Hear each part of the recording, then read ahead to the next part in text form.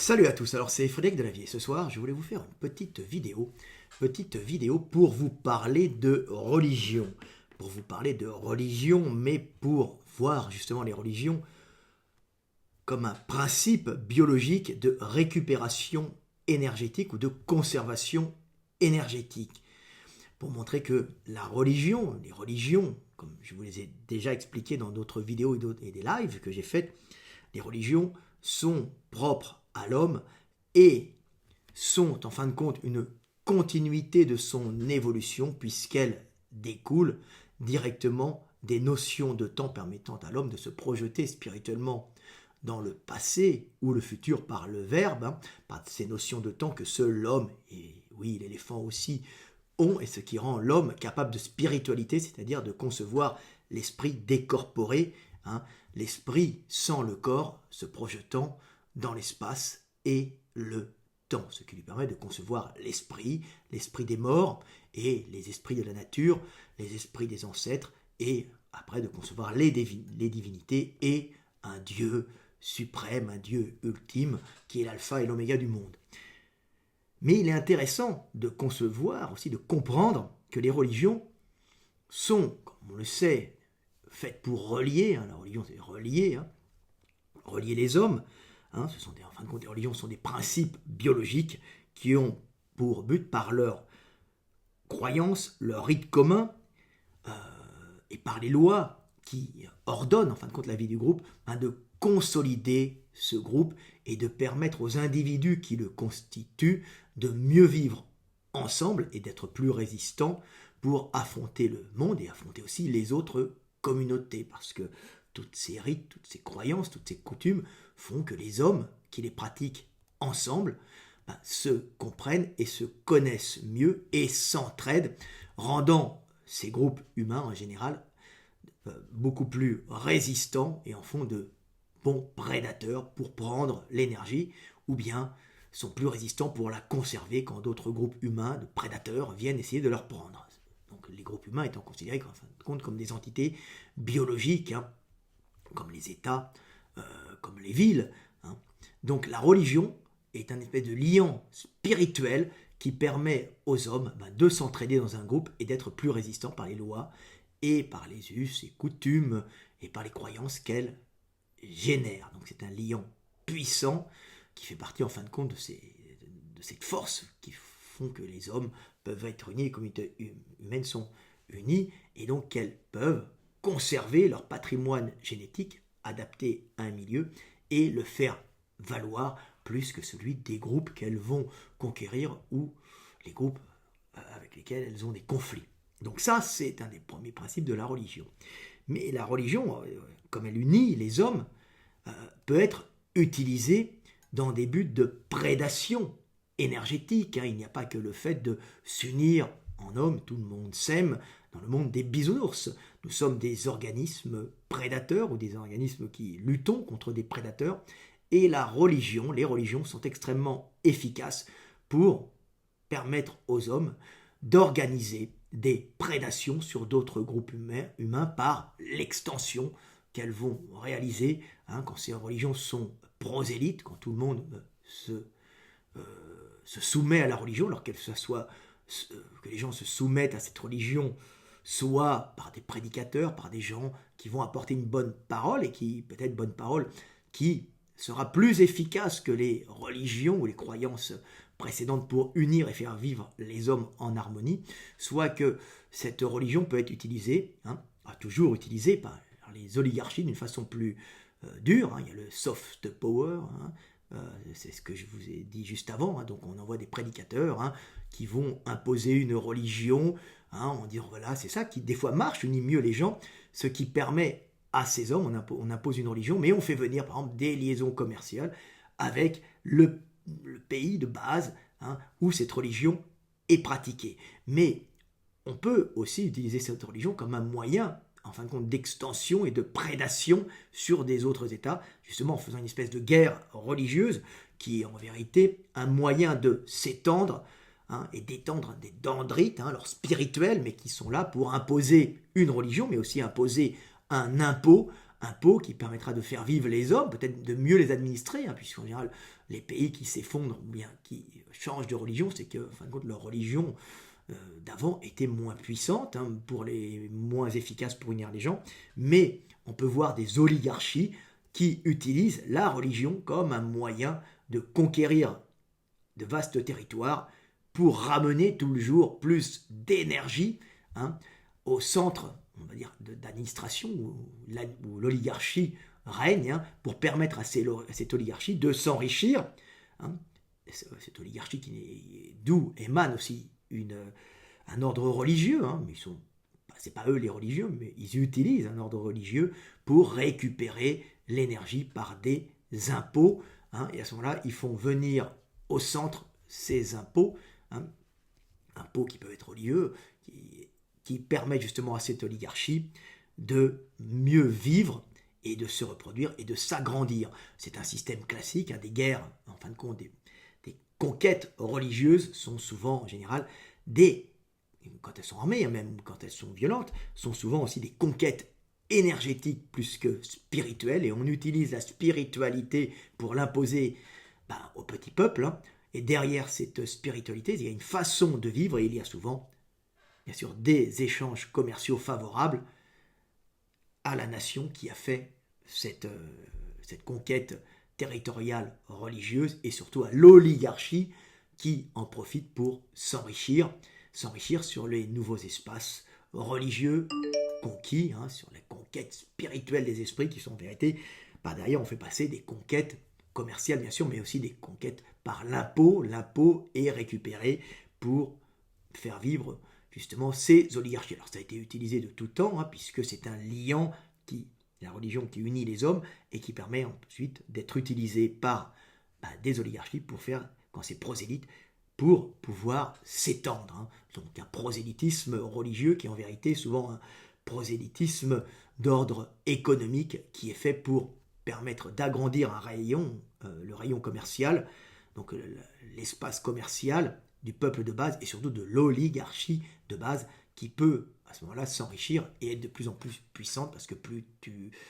t'enrichis, plus tu es puissant, plus tu es obligé de faire attention, hein. Donc tu es obligé de conquérir encore plus d'espace, parce que même au sein de ces oligarchies, il peut y avoir des tensions internes. Donc il faut que l'énergie arrive toujours plus, hein, jusqu'au moment où on ne peut plus s'étendre et où il y a des problèmes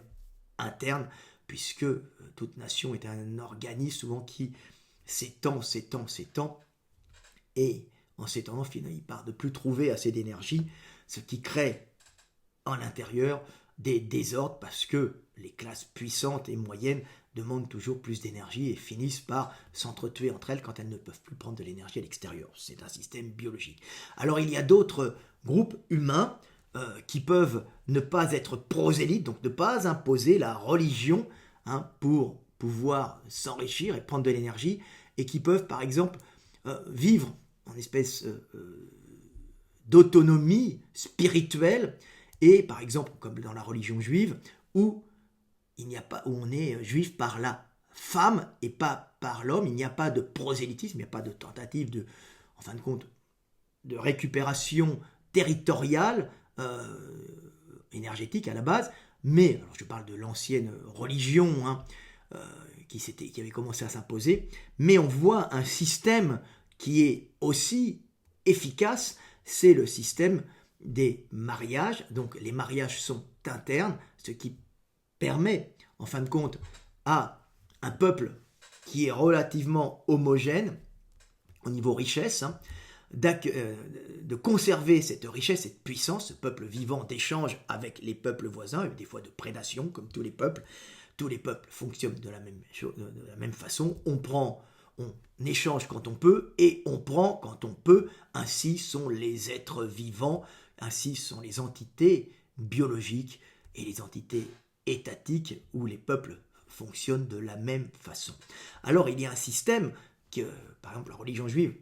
a mis au point. En fin de compte, la religion juive est faite pour, comme toutes les religions, préserver un groupe avec, en général, une génétique commune et lui permettre de survivre grâce à des lois, des rites communs qui lui permettent d'être plus résistante, hein, d'être plus unie face à la prédation des autres groupes, mais aussi pour prendre aux autres, hein. il y a un système qui a été fait, c'est le mariage, c'est-à-dire qu'on est juif par la mère. C'est-à-dire que les hommes, en général, qui possèdent le territoire et le commerce, traditionnellement, hein, dans toutes les sociétés humaines, c'est les hommes possèdent le territoire, possèdent les richesses, et la femme vient comme génitrice. Hein. La femme, en général, ne part pas à l'extérieur et reste dans le groupe, mais pour faire rentrer de la richesse, on peut être juif par la femme, donc on peut rentrer dans la communauté juive par la femme. Pourquoi ? Cette religion n'a pas comme vue de s'étendre territorialement, hein, et d'augmenter d'une façon énorme ces individus, mais de croître, de se multiplier. Mais par la femme, on peut faire des alliances bénéfiques. Pourquoi ? Parce que tous les parents, en fin de compte, rêvent que leur fille ait un mari, ou veulent que leur fille ait un mari qui soit puissant, qui ait de l'argent. Et dans toutes les sociétés traditionnelles, la femme, on parle du temps jadis, hein, se mariait souvent quand les parents, quand la famille acceptait ce mariage. Et il est évident qu'il est plus facile de rentrer dans une communauté juive quand on est un riche marchand, un riche négociant ou un homme politique influent, je parle du temps jadis, hein, que quand on est un vagabond. L'amour, c'est bien, mais ça, l'amour romantique, c'est très récent. Avant, c'était des questions énergétiques. On rentrait, on pouvait aller justement avec une femme juive quand les parents vous acceptaient, comme en général ils acceptent que les juifs, et les hommes juifs ne peuvent pas aller avec des femmes extérieures, et comme souvent ce sont les hommes qui apportent l'énergie, il était plus judicieux pour conserver l'énergie de voir des mariages avec des hommes non juifs qui étaient en général des hommes puissants, puisque les parents veulent toujours des enfants, que leurs filles aient des maris qui puissent aider leurs filles et en fin de compte leur descendance. Donc il est plus facile de rentrer dans une communauté juive qui n'a pas de vocation à s'étendre quand on est puissant et riche, ce qui augmentera du même coup la puissance énergétique du groupe qui, même s'il ne fait pas d'extension territoriale, devient et accumule de l'énergie au sein des groupes dans lesquels elle vit, puisqu'elle se trouve toujours en minorité, à part quand elle était dans un royaume, hein, au départ, avant qu'il y ait son extension ou qu'elle soit chassée. Donc on se retrouve avec des communautés qui utilisent des moyens différents pour, en fin de compte, prendre l'énergie pour rester en vie et pour pouvoir se reproduire. Mais quand on voit, par exemple, que des religions prosélytes, hein, qui veulent que tout le monde soit prosélyte, souvent derrière, il y a comme but de récupérer l'énergie pour faire vivre une oligarchie qui devient de plus en plus grande et puissante et qui a besoin d'étendre ses dendrites, hein, d'étendre ses réseaux économiques, ses routes, par une religion qui viendra s'imposer, hein, par un spirituel qui en vérité cache un besoin de prédation et de récupération énergétique. Donc on s'aperçoit que c'est tout le temps l'énergie qui compte, hein, que l'on soit prosélyte, hein, ou que l'on soit une religion qui n'a pas comme but de s'étendre par la conversion. Dans tous les cas, on voit qu'on est dans des systèmes biologiques de récupération énergétique et de conservation énergétique. Il n'y a pas un qui est mieux que l'autre. Les deux peuvent arriver à leur fin, les deux peuvent avoir des problèmes, puisque quand on est une minorité qui accumule trop d'énergie au sein d'une majorité, il se passe tout le temps un problème qui vient d'ordre physique, ça s'appelle un problème d'homéostasie, c'est-à-dire que l'énergie est la chose la plus dure à conserver, et en cas de crise économique, si la minorité qui accumulait beaucoup d'énergie au centre d'un groupe majoritaire qui perd de l'énergie, eh ben, le groupe majoritaire viendra chercher cette énergie dans la minorité qui a su la conserver, et comme le groupe est beaucoup plus nombreux, ça sera beaucoup plus difficile à conserver, et donc on va voir à ce moment-là l'arrivée de destruction de ces minorités très puissantes ayant accumulé l'énergie par une religion qui les unit, mais aussi par l'accumulation d'hommes venant de l'extérieur très puissants, qui font qu'à un certain moment, la minorité a accumulé tellement d'énergie qu'elle ne peut plus la conserver, puisque la majorité qui voit une baisse énergétique due à une crise économique, une mauvaise récolte, je ne sais pas moi, un problème extérieur, hein, c'est l'histoire du battement d'ailes de papillon d'un côté qui va créer un ouragan de l'autre. C'est tout le temps comme ça le monde. Cette communauté va se voir à ce moment-là bouffée, détruite, et les hommes et les femmes vont partir pour s'aimer ce type de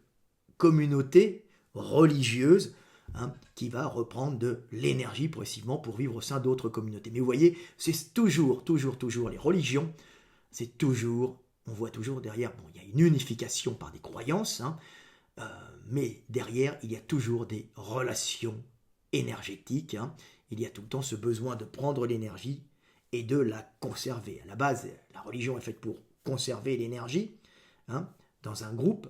et pour solidifier ce groupe et empêcher que ce groupe se désagrège et soit détruit, donc que le patrimoine commun soit dispersé ou même annihilé. Donc ça, c'est la base, mais après, ça peut devenir, la religion, un moyen d'extension, un moyen de récupérer ou de prédation, dans le cas, un moyen de prédation par extension ou par récupération. Voilà, c'était Fred Delavier, petite vidéo pour vous montrer que tout est énergie et que si nous voyons les choses en enlevant tout ce qui est émotionnel et en regardant que les relations énergétiques des choses entre elles, le monde devient beaucoup plus facile à observer et à comprendre. Il n'y a pas de jugement de valeur à mettre, il y a simplement avoir une compréhension du monde, et on s'aperçoit que ce monde est énergie. Dieu est énergie, l'énergie générant la conscience. Voilà. Et pour avoir une conscience, il faut prendre de l'énergie au monde et essayer de la conserver pour rester en vie, conscient de ce monde, pour que Dieu reste conscient en nous. C'était Fred Delavier, je vous aime et paix sur terre!